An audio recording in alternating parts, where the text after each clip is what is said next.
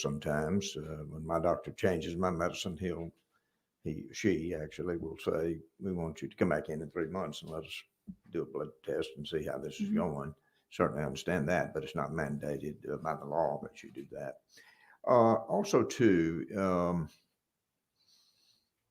of course, with the data and trying to determine the effectiveness of the medicine, et cetera, it sounds like most of the concerns is about the addictive qualities, or are there examples of terrible things that have happened with drug interactions that you're concerned about? And that may be an unfair question. It's out of nowhere, really. But are there cases where something terrible has happened with somebody doing the low THC medicine as some drug interaction problem?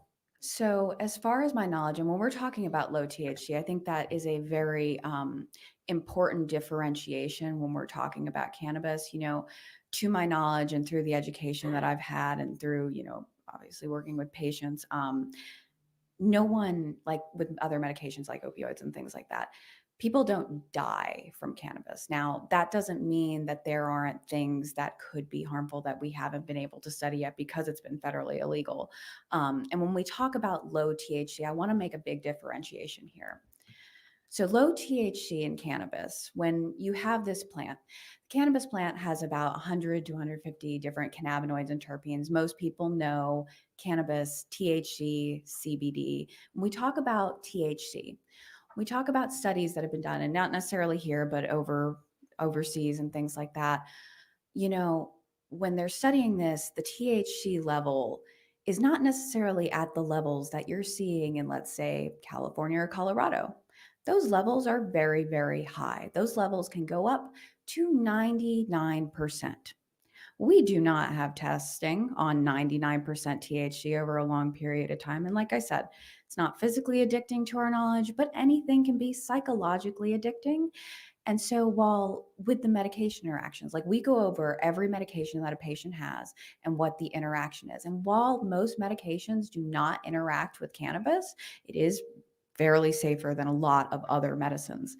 There are sometimes medication interactions, especially when talking about opioids. It actually can raise the effectiveness of the opioid. So the patient needs to be notified, hey, if you're going to be taking this in addition, you may need to lower your opioid dose so that you do not have that reaction. So cannabis itself by itself is not going to necessarily, from my knowledge and from working with patients, going to cause adverse effects. But if not monitored, and like I said, with that 6 months, if not monitored and watched closely, one of the things we talk about with patients is, what is your relationship like with this plant? We want to make sure all of our patients are having a healthy relationship with this plant, that they're not, because a lot of these conditions, PTSD, pain, these people are really suffering, and we want to make sure that we take that suffering away. We don't want to give any more suffering. With a lot of other medications, when you're recommended it, like for example, Advil, even Advil, that's not even a prescription med, but that can wreak havoc on your stomach if you take it for years, especially on an empty stomach. Cannabis is not going to do that, but the monitoring and making sure that the doctor is educated, that the patients are as educated on their body as possible, is very important. And those medication interactions, them knowing that, very important. If that answers your question fully. It does. Thank you. Well, thank you for your comments. Absolutely. And we appreciate that. I don't see any other questions. Real quick.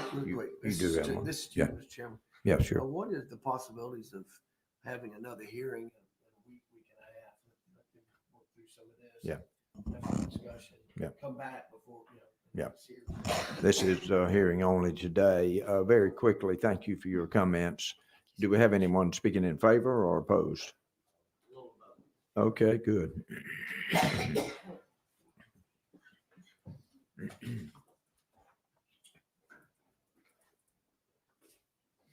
make sure you introduce yourself. Yeah. Good morning, Mr. Chairman, members of the committee. I'm Edward Lindsay. I'm with the law firm of Denton's, U.S. LLP, and we represent Botanical Sciences, which is one of the license holders for the growing and dispensing of medical cannabis. we very much favor the bill in terms of making it easier for patients to receive access to their cards. Right now, there are artificial limitations that, as were previously discussed by others, making it difficult for folks who need the cards in order to get the medication to be able to do so, particularly folks who are having to travel long distances. I do caution, and my client cautions, about trying to step in as a legislature as to how to practice medicine, and would encourage you to sort of, if you feel like you need to look at what is already required in terms of the commission or the DPH or the medical board to provide regulatory oversight, go that route and let that take place rather than have the General Assembly start having to get involved in how someone should practice medicine. I think that's a dangerous precedent, something that is always difficult for a General Assembly to do, particularly when there are like 4 different doctors in the entire General Assembly. And that's the only thing that we would add to sort of add that caution. The law already sets forth certain regulatory requirements by the commission. If that needs to be beefed up in any way, allow them to get involved in that, who are looking at the medical issues rather than have the General Assembly start having to try to prescribe how someone practices law, rather practices medicine with their patients. That's my only concern.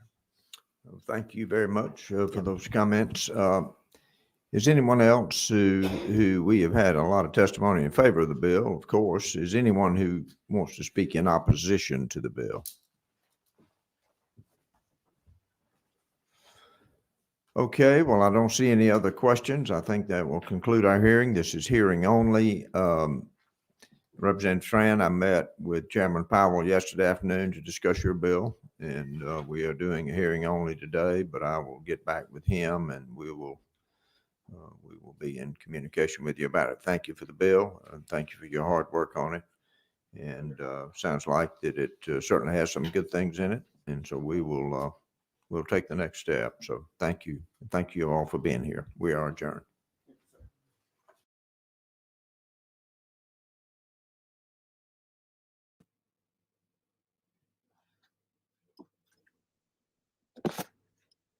What do y'all think of that? Please comment below. Please subscribe. And I'd love to hear your thoughts. This is a very important conversation. So let's keep talking.